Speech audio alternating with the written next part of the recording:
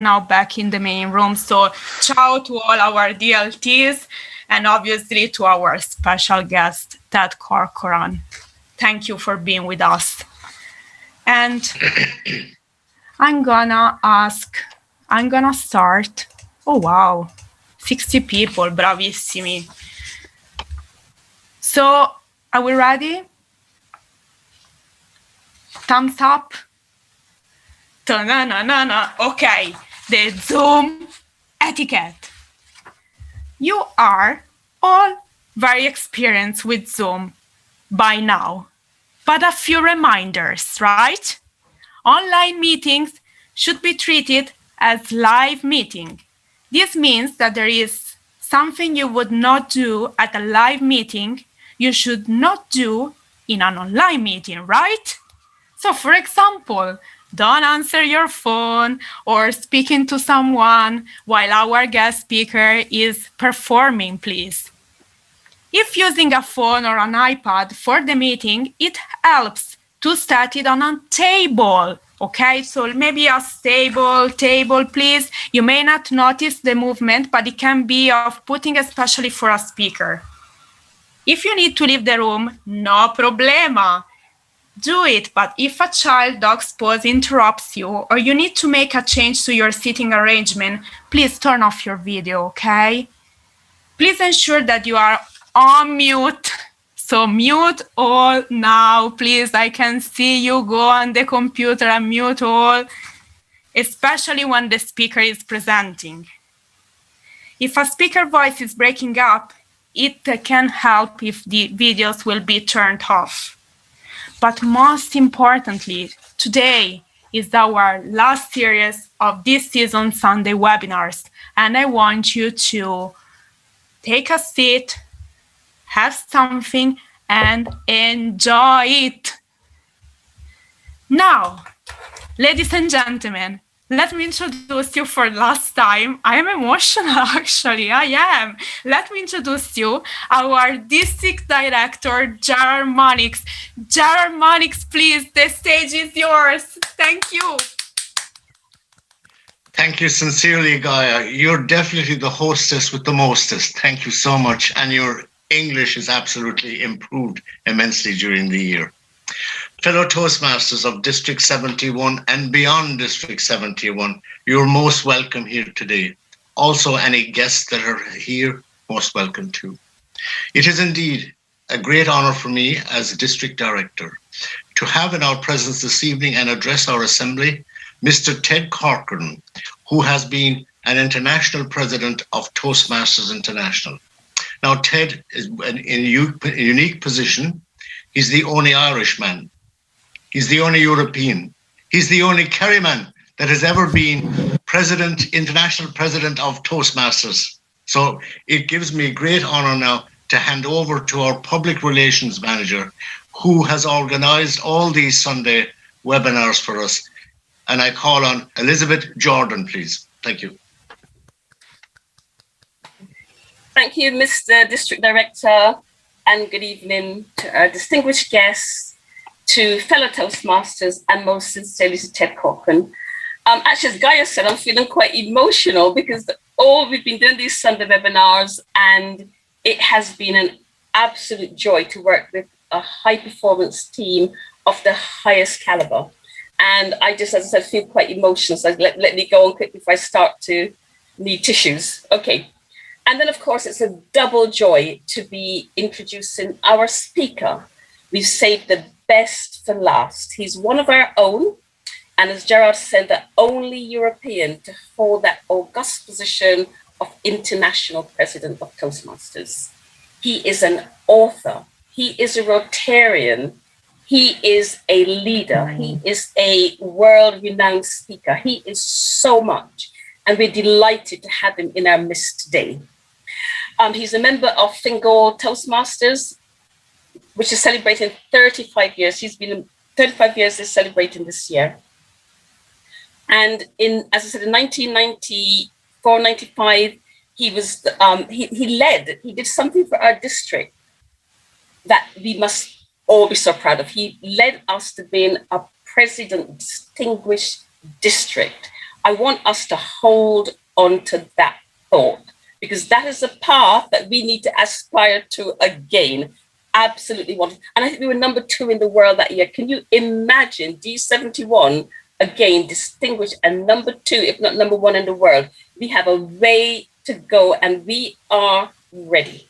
But today we are here to hear our international president, distinguished Toastmaster Ted Corcoran, inspire us with a speech entitled Perspectives from My Toastmasters Journey. So Ted, past international president, distinguished Toastmaster, the stage is yours and the world is waiting. Round of applause for Ted. Thank you so much, Elizabeth. Thank you for that lovely introduction. And good evening, everybody from all parts of the world. I hear somebody's here from Singapore and from the United States and all points in between.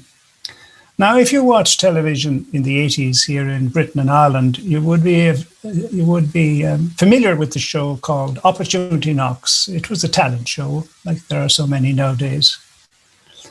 And I believe that Toastmasters is absolutely full of opportunities for people if they just see the opportunity that is there. And the lessons from my 35 years journey in Toastmasters International can be summed up really in number 1, say yes to opportunity when it comes. Number 2, never be shy to ask for advice. And number 3, and very important, always believe you're as good as everyone else. Do you see the various roles in TI as opportunities or just more work? If you say yes, you see it as opportunities, you could eventually end up as the international president. And this is what happened to me.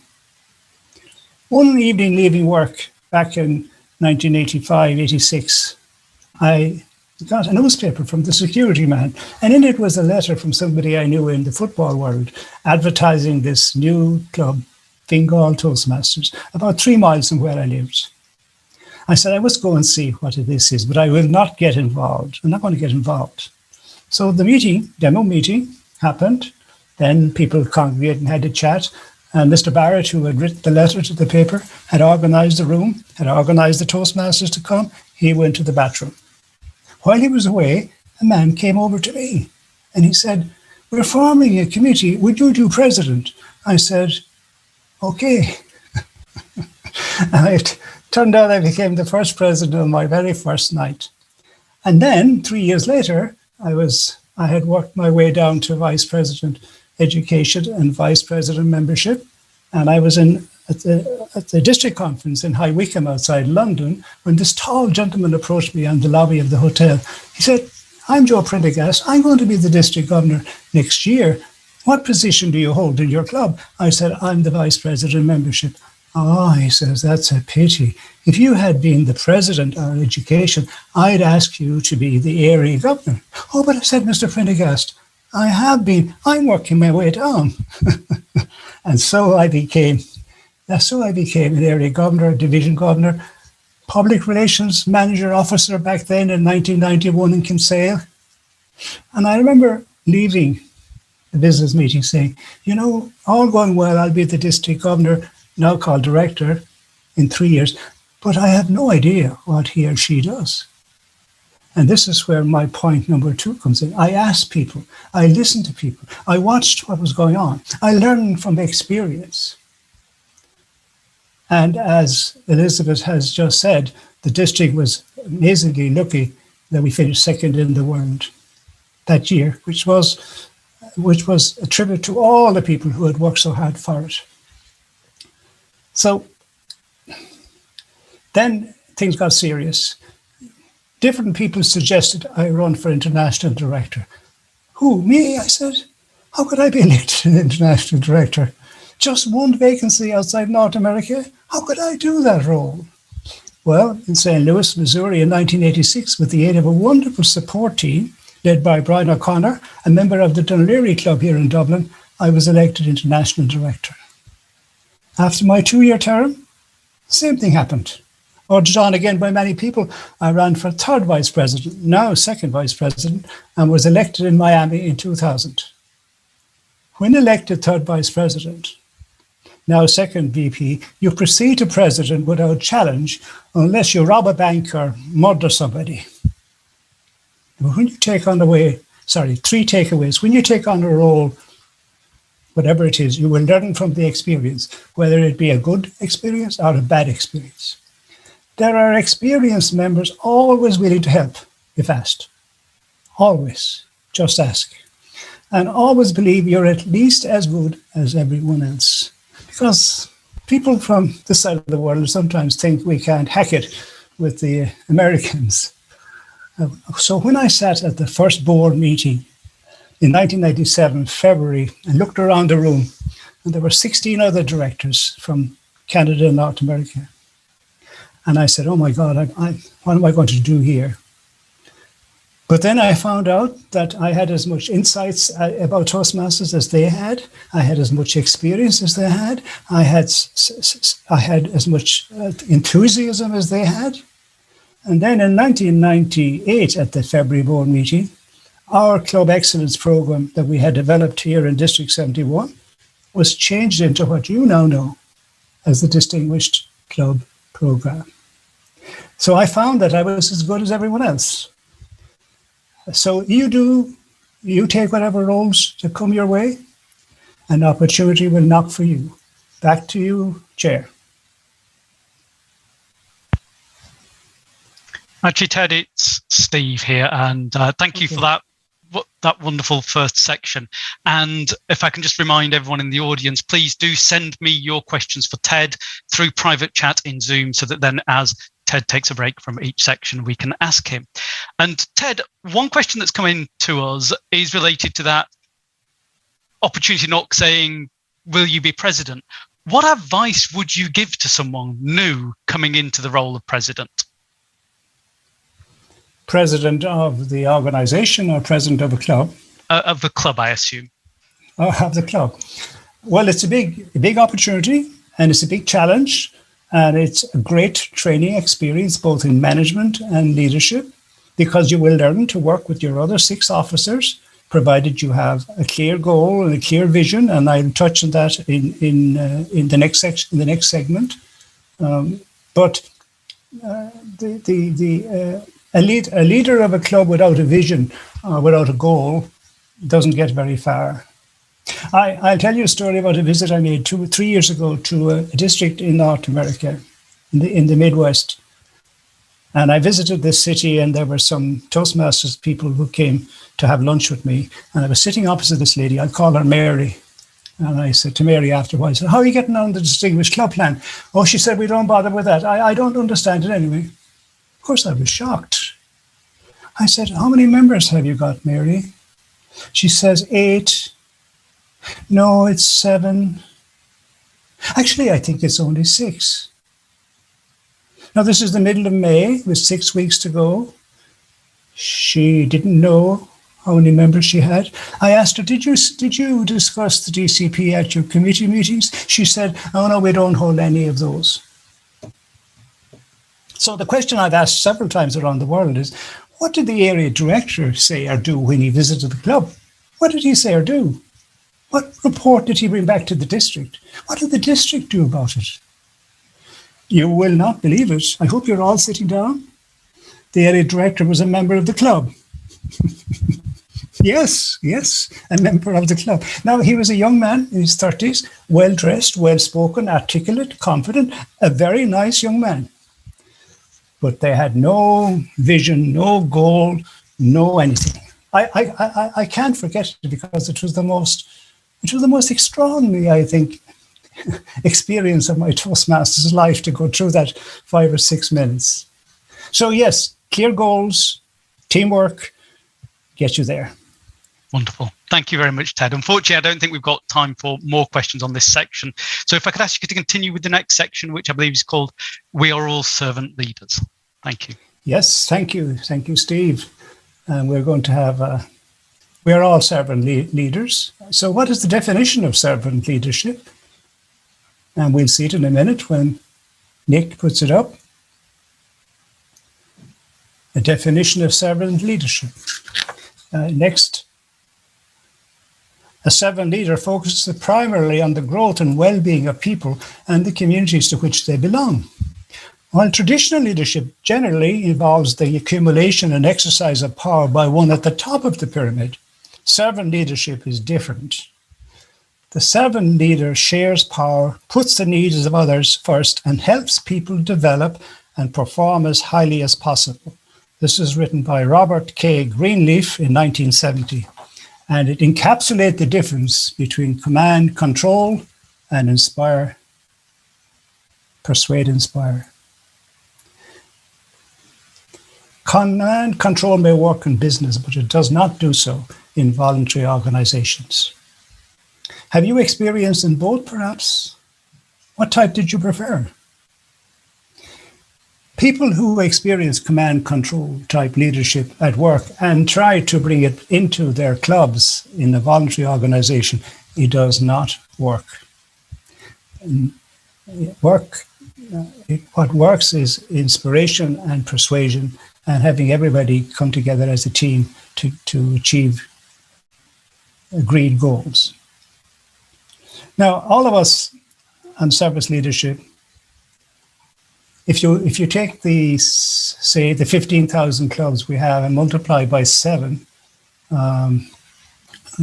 to clear something off the screen here, multiply by 7, that's 100,000. So there's over 100,000 leaders, servant leaders in the organization every time. And why do we give unselfishly of our time and energies to do this work that keeps the organization afloat and doing well and prospering? Because, for me anyway, because of the changes for the better I see in members. And also because of my background, because as it was mentioned earlier, I come from County Kerry, Ireland, where we had a tradition called the Mehel, M-E-I-T-H-E-A-L, it's an Irish word. And what it means is that in the countryside where I grew up, there were certain jobs that could not be done by just the members of the family alone. You needed extra help from the neighbours. And on the day, they would all come and do that. And then the next day, if they were required, we'd go to them. So this helping was ingrained in my growing up of everybody helping everybody else. And that's what happens in Toastmasters. Everybody helps everybody else. Because we see that so many people who arrive with little or no confidence, leaving as new people to make their way in their professions and communities. But keep in mind that serving in a leadership position doesn't automatically make you a leader. Whether in a leader or a business or in a voluntary organization, the requirements for success remain the same. And these are covered in the High Performance Leadership Program. I hope you've got a chance to do it. And we'll show the slide now, coming up. And while here it comes.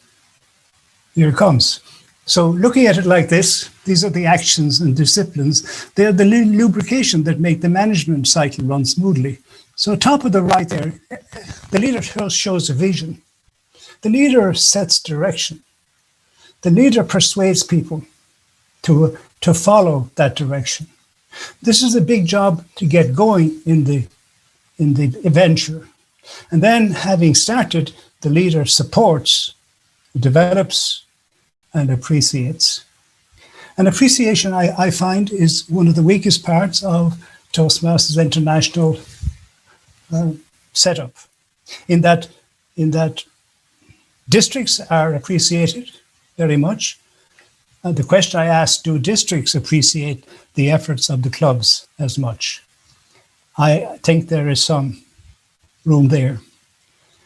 If your ambition is to be a leader in your career, then there's no better place to learn and practice leadership skills than in various roles in Toastmasters.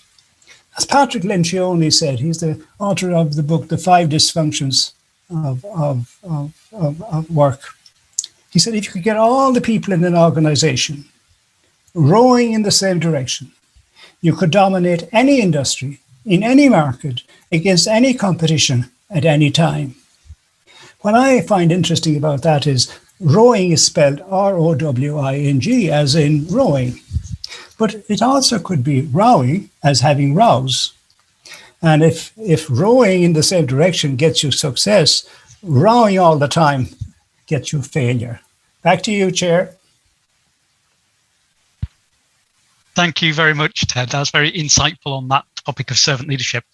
One question we have for you, being a servant leader, trying to help so many people, how do you manage your time and the balancing of commitments with family and work and Toastmasters itself? Yeah, well, that's that's a job in itself. It's all about being organized. I know it's easy to say, but when I was international president, I was the head of safety for Irish Railways at that time. And I managed to do the two big jobs in the same year by organizing my time and organizing everything else around it.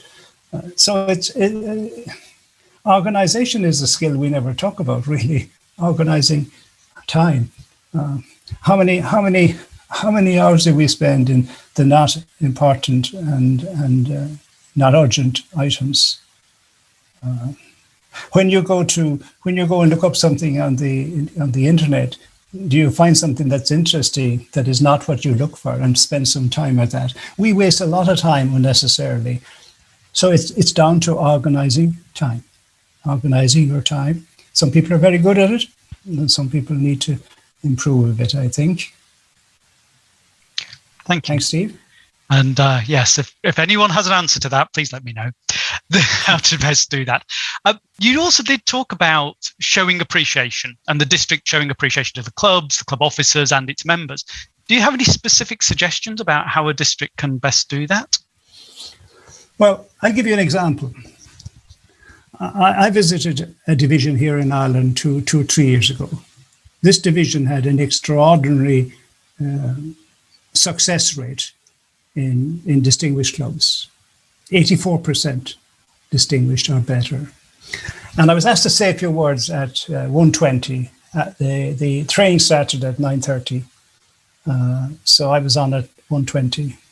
So how many times in that 3 hours and 50 minutes was that extraordinary achievement mentioned? And the answer is 0. 0.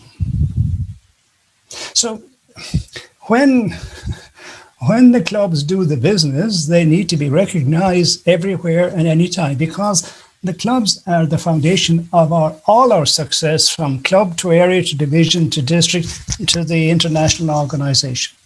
And they're too often, there's a saying here in Ireland, eaten bread is soon forgotten. I remember growing up with that down in the country. Eaten bread is soon forgotten. I think we forget about our achievements at club level too quickly. Steve. Thank you. Thank you. I don't think we've got time for another question on this topic, but if you could move on to your next section, which is documented changes in people, please. Yes, documented changes in people. Who has heard that expression, documented changes in people? Well, I got this phrase from Margaret Page, who will be very shortly, in 2 months' time, our new international president, when I visited the district 4 years ago now, in 2017. The interesting thing is the first letters of the words DCP also stand for Distinguished Club Program, because that's what we do. We document changes in people by the very fact that they participate at meetings at whatever level. If even it's only the hour counter or the timer or whatever, they're participating and they're growing in some way and they're changing in some way. And the DCP captures all of that. Because the club mission says simply, and I'll read it out here, we provide a supportive and positive learning experience in which members are empowered to develop communication and leadership skills, resulting in greater self-confidence and personal growth. If you look up the Toastmasters website, you will see the TI promise to would-be members on this website. And it says, with Toastmasters, the learning never stops. Join Toastmasters and you will improve your public speaking skills, build leadership skills, maximize your potential, enjoy unlimited personal growth, practice writing speeches and presenting in a group setting, build self-confidence and self-awareness. Well, who delivers what Toastmasters is advertising? Well, the clubs do. And It's measured by the Distinguished Club program, how well they do it. Now, there are lots of advantages of being a distinguished club, and these are my list of them. It develops teamwork. Everybody feels part of the project. Members feel a sense of belonging, provides a sense of identity. Meetings are more enjoyable. They now have a greater sense of purpose. Members feel a sense of pride being a member of the club and achieving these awards. A positive and achieving club culture is fostered and it evolves and is vital for ongoing success. Members tend to maintain membership longer. Members are more likely to take on club officer roles because nothing succeeds like success.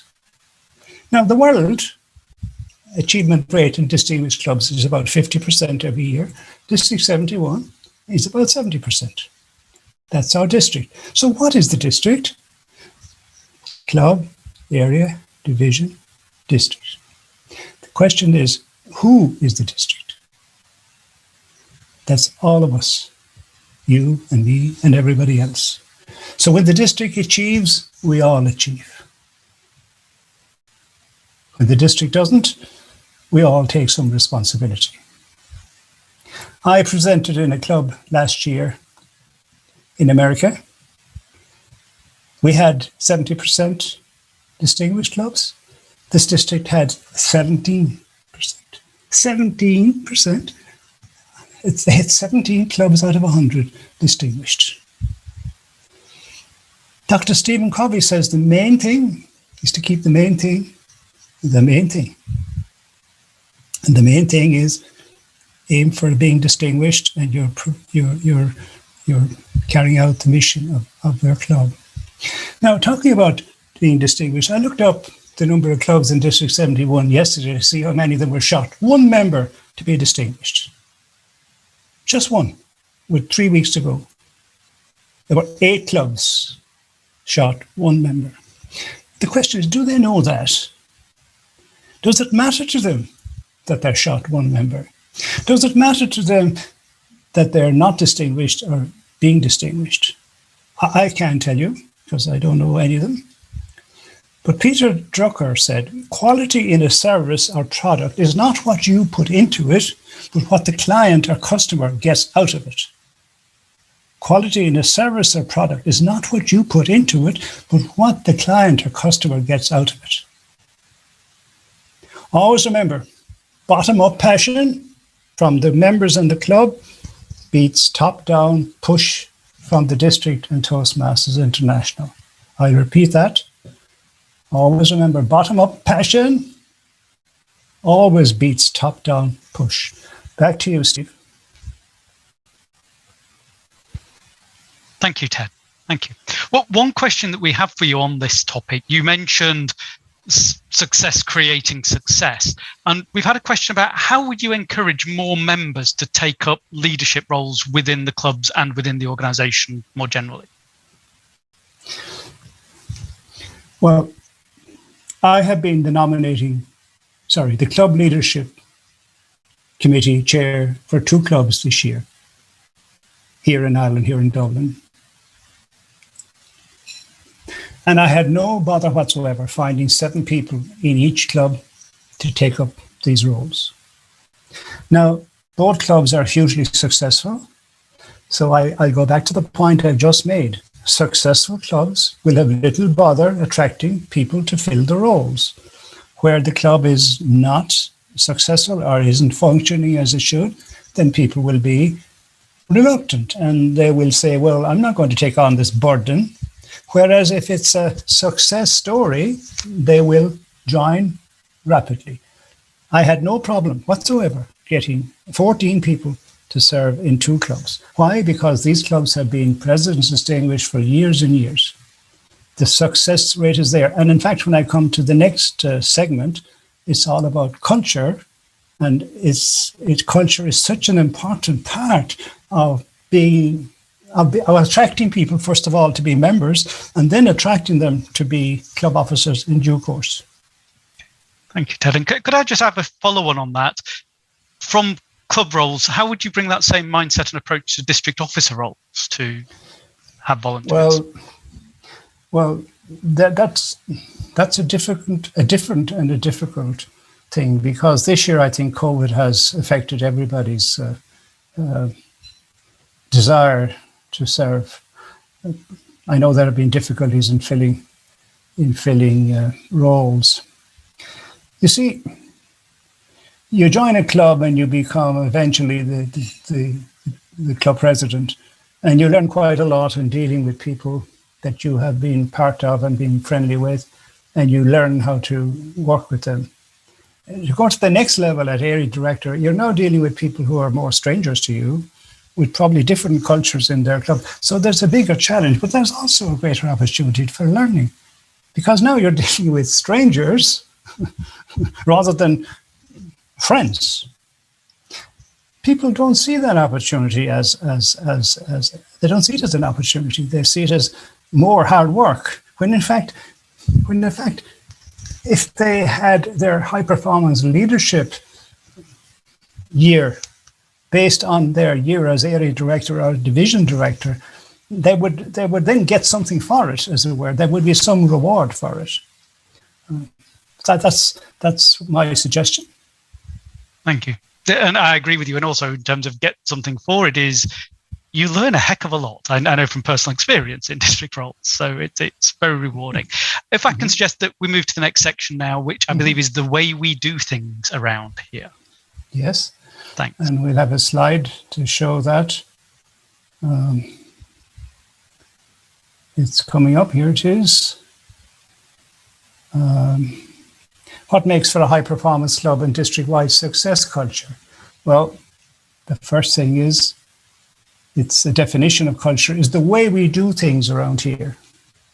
Now, as I said earlier, I was head of Irish Rail Safety for 10 years, and I was very keen on culture, because railways are dangerous things. As you know, in Britain, going back 30, 40 years, and as we know here in Ireland, and it's happened in Pakistan only last weekend, where at least 60 people were killed. So culture was the best definition I found was the way we do things around here. So let's take that then to a club. And we'll get the next line on the slide. Club or district, there is a clear vision and strategy. So there's no messing about. It's clear vision and strategy. Number 2, there is a focus on member success and well-being. So a lot of members come and they need to be, I use the word, managed to get themselves going, because they're shy and they're lacking in confidence. They need to be led and encouraged to get on the program, etc. But there is a focus on member success and well-being. Number 3, results, achievements matter and are recognized and celebrated at every opportunity. I've said this a few times in the course of the last 30 minutes. I believe it implicitly. Results, achievements matter and are recognized and celebrated at every opportunity. Number 4, there is an inclusive team environment. So everybody's in this together. The officers, the club members, they're all shooting for this present Distinguished Club Award. They're all playing their part. They're all make sacrifices to get it done. It's a team effort. Number 5, teams and individuals are empowered to deliver results. Well, empowerment is very important, but sometimes you have leaders who retain this absolute control over everything rather than empowering people to get it done. That doesn't work out well in the long run, because nothing is worse than individuals feeling that they haven't got authority to do things. Number 6, communication is current, inclusive, and regular, so that the whole club knows what's happening. They know how the progress is made, etc., etc. Number 7, support is readily available and is known to be so. So a lot of the successful clubs have mentors for the newer people. That's support. But the members know they can ask anybody in the club for advice, and it's readily available, and there's no need to be shy in asking. Number 8, decision-making is timely. Well, There's no use. Procrastination is not a good thing in any business.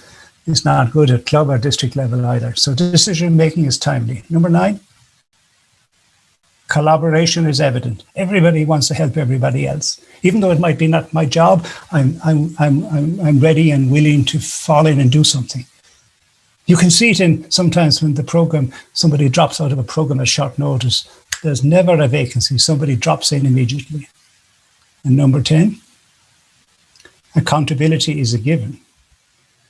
I put it at number 10. I could put it at number 1, which means that if you take on responsibility in a club or a district, then the expectation is that you would perform and that it's not going to be left fall away and people chasing after you to get it done. Accountability is a given. So the way we do things around here is very important. And I'm going to tell you a story from my career. When I used to go to the board meeting of Irish Rail every month and give my report on safety. And it was always number 1 on the list. And then we got a new chairman. And it started dropping down the list until it got to number 10. I met the chairman one day in the street. I said, Chairman, do you think that safety is our number 1 priority? He says, oh, yes, Ted, we can't be going around killing people. I said, then, Chairman, why is it number 10 on the agenda? Well, after that, it was number 1, because safety was our number 1 priority. That was our culture. Back to you, Chair. Thank you, Ted. Thank you. Lots of great ideas there. Well, one of the questions that we've got actually relates to your comment about support being readily available and also empowering teams and individuals. What are your thoughts on the potential disconnect between district activities and club activities and how everyone can work more closely together? Well, it's a great question. People on television always say that when they're trying to think of the answer. Okay, so I'm doing the same. You see, the district has 3 key performance indicators to match every year to be successful: club growth, payments growth, and distinguished clubs. Of those 3 KPIs, 2 are provided by club activity. Therefore, all the district activity should be focused on helping the clubs to do that. And this gives me a chance to give you my extremely famous story about my year as club growth director equivalent back in 1992. And I went to Las Vegas for the training, and I met all these people from the rest of the world, Australia, New Zealand, and they were all hugely successful. We were desperately bad. We were way down at the bottom of the list. And all these people in Australia and New Zealand had a huge amount of hierarchy, committees of all sorts. Their job was to get the clubs to do what the district wanted. And I'm standing on the side of the street in Las Vegas, because there was no bridge at the time over the street. And suddenly into my head came this idea. But if I could get the clubs to want to do it because they wanted to do it, then we would help them. And then whatever they did would get onto our bottom line, because that's what it happens. So we formed, I got Brian and Norman from Maidenhead, and we went to my room and we formed the Club Excellence Program. We introduced it in November. By June 1993, sort of 7 months later, we were number 6 in the world. Then we became 20th, then 2nd, then 13th, then 6th, then 7th. Why? Because the district helped the clubs to get the necessary done, rather than being busy at whatever they thought was important. And that set me on my trip to being the world president, because our district in 1992 had 56 clubs. Can you imagine? 56 clubs in 1992. We were small, we were tiny, we were hopeless. But as soon as we turned the attention to helping the clubs being successful, the whole thing switched over. Steve. Thank you.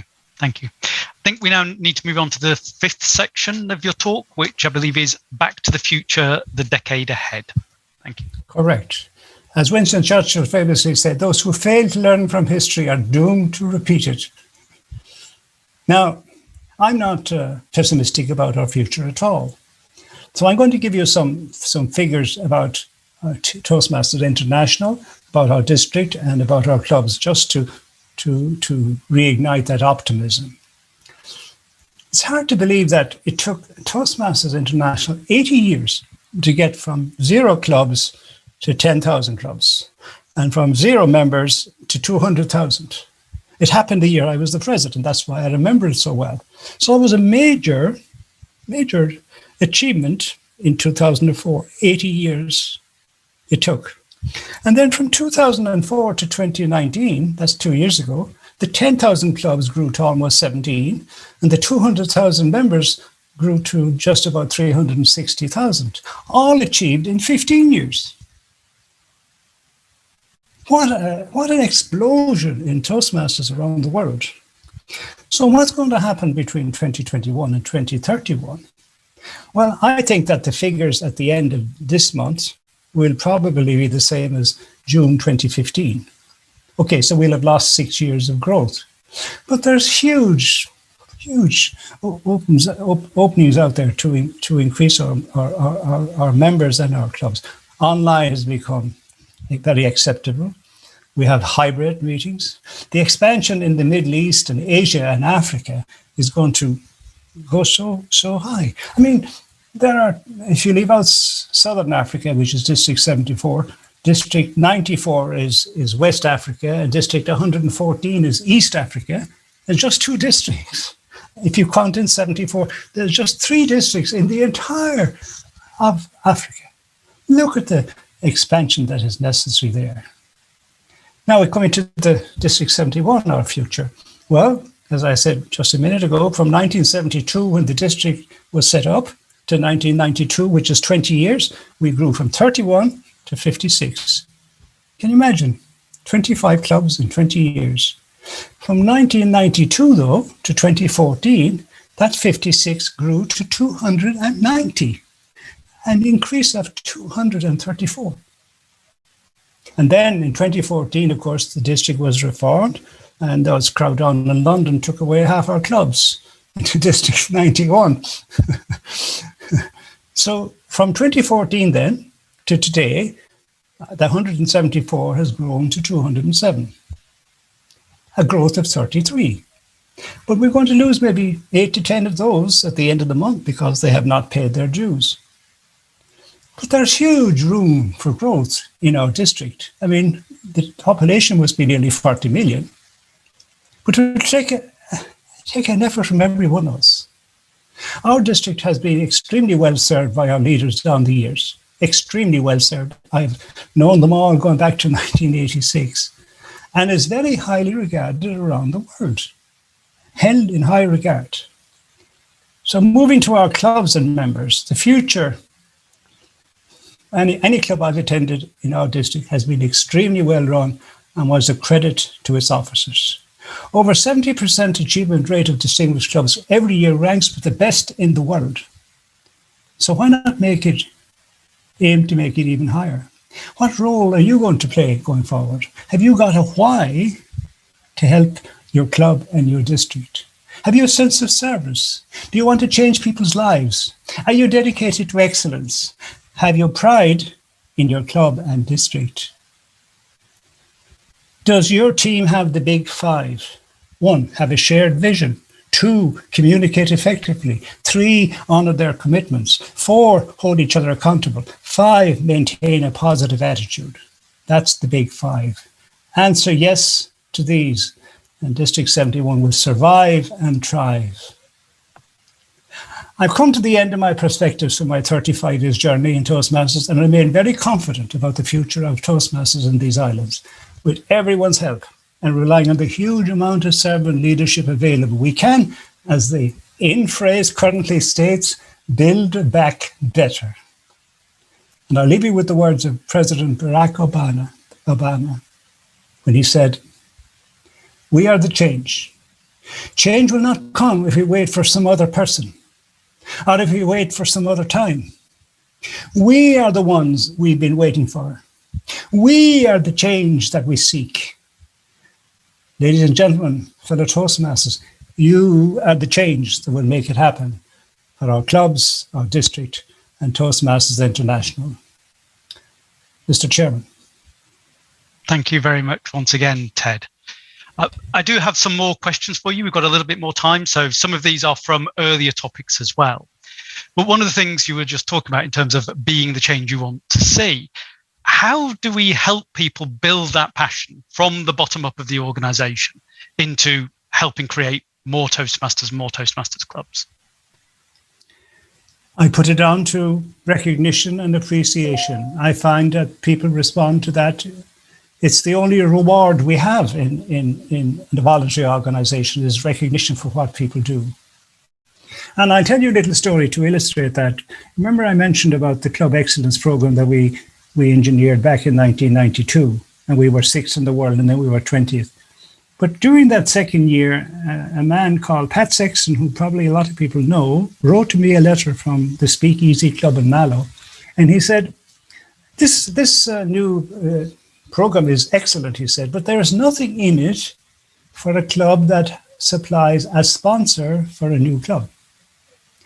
And I read it and I said, he's right. So we introduced, instead of having a gold, silver and bronze, we had a gold. If you supplied a sponsor, it was a gold elite, silver club, silver elite, bronze, bronze elite. We started the year with 67 clubs. And we finished with 81, a growth of 16 clubs on a base of 67 is an enormous growth. And who did it? Not me. The clubs did it because they wanted to have that designation of elite. They wanted to do it because it was important to them. And that is the secret. Make it important for clubs. And they will do it because they're full of positive people. I mean, you don't join Toastmasters usually if you're a pessimist. You join it because you want to grow or experience. You want to do things. So give them that recognition, and they will work 24 hours a day for you because they want to, not because they have to. Steve. Thank you. And going back to another point you mentioned earlier about mentoring and support, we've had a question about who do you feel has more of the responsibility of keeping communication going, the mentor or the mentee in one of those relationships? It's a question that comes up all the time. Mm-hmm. And there is a reluctance on mentors approaching the mentees sometimes, and there's a reluctance on the mentees, or proteges as they're called nowadays, to approach the mentor. So we've introduced in my club a mentor manager who follows up with both sides to see. So say if say you're my mentor, Steve, and I'm the protege, well, this mentor manager will ask me, how am I doing? Have you been in touch with Steve? And talk to Steve and say, are you? And in that way, make it happen gently without any embarrassments on anybody's side. And it works extremely well. Just another person with that job. Don't put it on the education, vice president of education. He or she has enough to do. Find somebody else with a little leadership role to make it happen. It works extremely well. Steve. Thank you. And then another aspect of the Toastmasters world is the Pathways Education Programme. And what are your thoughts about the additional value that brings to our clubs and members? I have two views on it. The farther up you go in the program, the more important it becomes for people in business, etc., like the advanced manuals were. But I find it's level one is lacking in the fundamentals of every speech, which is, in my view, the fundamentals are organization and structure, number one, clear message with purpose, number two, word usage 3, body language 4, and vocal variety 5. And they're missing, and they're the fundamentals. You can't write a speech without having those 5 in it. So I made representations to TI, and I believe they're recasting Pathways, and that it might be out the end of this year, it might be early next year, because obviously COVID means they're all working from home in Denver, There's nobody working in the premises at all. So I'm optimistic that we were going to fix level 1, and that when we fix level 1, then you can give a speech about your communication style, giving a proper speech rather than just talking about it. So yes, it's a journey that we've come on. We had to change to be on the internet. We had to change. And when you change, there are always things that will work well, and there are things that need improving. The important thing is the TI is aware it needs improving. Okay, thank you. And I think just a personal reflection there as well, that's where there's a lot of value of having long-standing members in the club who've got experience of evaluating and providing guidance of the things that just aren't in the manuals, aren't there available. And Could I say one thing? Please. Could I say one other thing? If you look at the most recent Speechcraft, it has those 5 things I've talked about: organization and structure, purpose, powerful words, body language, and vocal variety. There they are, all in Speechcraft. And TI encourages people to use that while you're doing level 1 in Pathways. So you gin up on Speechcraft, and then you do the path. That seems to me make perfect sense and very helpful. Thank you. And then another question for you actually about leadership is, what advice would you give people that are doing the leadership transition? You know, we're at the time of the year where executive committees are handing over. Is there specific advice you would share with people about how best to manage that? Yeah, I said it in my start. I said, when you say yes to opportunity, the next thing is don't be shy asking for advice. Don't be shy. I remember saying when I was the president that at that stage, about 70,000 people every year got fired on the 30th of June at midnight. And we hired another 70,000 on 1st of July. I said, what business in the world would do that? And of course, there isn't any business in the world would do that. And of course, we can't have people continue because we need to give people experience. But here's the important thing. That 70,000 that were fired in inverted commas, they're waiting to be asked, but they will not interfere without being asked. But nobody, I'm not going to swear, nobody asks them. So they're all there waiting with experience, with knowledge, with interest, but they do not interfere, but they're ready to help if asked. Ask. Steve. Thank you. And I would also like to reiterate that because it's a very good point. There's all this expertise, and I think we all have the opportunity to take advantage of that. I believe I've run out of time to bombard you with questions. I know I still have some more that I would like to interrogate you about, and thank you to everyone who has sent questions in. But at this point, I personally get to say, Ted, thank you very much for spending time with us and sharing your experiences.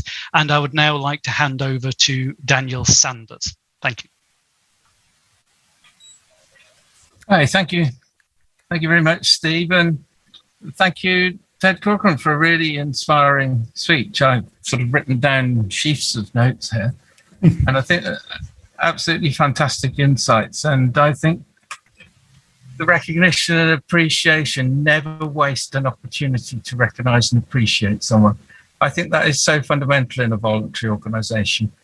We do occasionally hear pushbacks about Hall of Fame, but that's only because we're not recognizing appreciation organically throughout the organization every day we can. And that, I think, is the main message there. Another one I really take out as well is opportunity. You know, it's carpe diem, seize the day every day to fulfill the district's mission. I really think that is vital to move forward, to take those opportunities and to say yes. That's it. Really, really good. I'll really take that out. And I'd like to thank everyone who came on board tonight to listen to these wonderful leadership messages from a 35-year journey, an incredible 35-year journey. We have guests from Mexico, the USA, Sweden, Japan. I'd like also to thank the team that have helped put this together, Elizabeth Jordan, who's masterminded the district webinar series this year. They have been truly inspirational. They've really helped each and every one of us grow our comfort zones throughout the year and put us on the front foot. And I think that keynote inspiration is a true blessing to the district. So thank you, Elizabeth, for bringing that together. Steve, you've done well as Question Master Supreme throughout the year, a wonderful Master of Ceremonies in that sense. And Gaia, you've always packed all these webinars with so much energy. And thank you so much for leading the District 71 Dance to Brave earlier in the evening. You should see that coming to a world convention near you this summer. And Liz, I can see you there as timer. Fantastic, keeping us all on the ball tonight.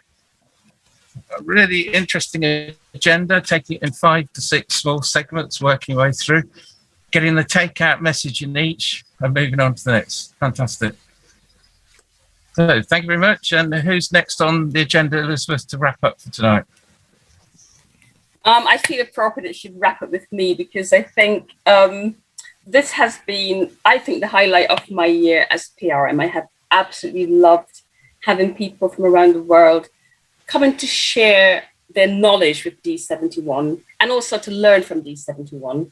And as I said, I kept TED for last because we want to keep the best for last, but also we wanted that wisdom at the moment when we're about to make all these transitions. And I think you've definitely given us that. I think the message I'm going to take away from what you said is that, there are people like yourself out there waiting to help. We just have to ask. So expect your phone to be ringing off the hook tomorrow. And then finally, I just want to say again what I've said throughout. To work with a team is, such as the Sunday webinar team, is just pure delight. This is a high performance team. They are on the ball, they are bright, they are hardworking, but they are such great fun. And I think if we can build teams like that in D71, I believe that we're going to go back where TED took us all those years ago to distinguished status. So I'm going to stake my reputation on that. I just want to thank everyone, thank people for coming, thank the team, thank the DLT, and thank all the speakers, and just thank everyone. I just feel absolutely blessed and feel very choked because this is going to be the last time we're having this series. So thanks everyone, and have a great evening. Yeah, we'll talk soon. Thanks everyone, and thanks Ted. And we finish with a few minutes to spare. So thanks everyone. See you soon. Recording Bye stopped. everyone. See you soon. Ciao. Ciao, arrivederci. Ciao. Bravo.